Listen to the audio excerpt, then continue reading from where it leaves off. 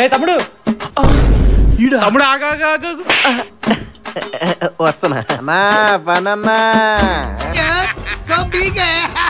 మాతో పాటు తిరిగేవాడివి USL settle అయ్యావు ఎన్ఆర్ఐ ఇప్పుడు కష్టపడ్డా తమ్ముడు.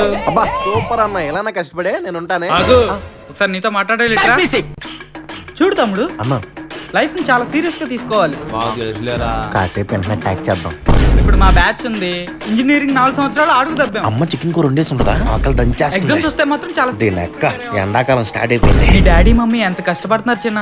దీనమ్మ నిజంగానే ఎస్ఆర్హెచ్ వాళ్ళు టెర్రరిస్ట్ లా బ్యాన్ చేసేయాలి. యుఎస్ రావాలంటే చాలా కష్టం. అంతెందుకు మన రఘుగాడు ఉన్నాడు. సాయంత్రం ముందు పవన్ గారిని సెట్ చేయమని చెప్పాలి. యుఎస్ లో నా శాలరీ ఎంతో తెలుసా? సాయిగాడు రోజు రోజుకి బక్కగా అయిపోతున్నాడు ఏంటి? హెచ్ఐవి టెస్ట్ చేయించాలి అడిగి.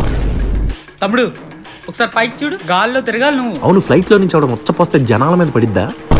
ఇప్పుడు కష్టపడిపోతే ఆ నాపాలగడి దగ్గర ఎగ్ నూడిల్స్ అస్సలు బాలా. చెప్పిందంతా అర్థమైంది కదా అన్నా? అమెరికాలో ఎగ్ నూడిల్స్ ఎక్కడ బాగుంటాయి అన్నా? అమెరికాలో ఎగ్ నూడిల్స్ ఎక్కడ బాగుంటాయి అన్నా? సారీ అన్న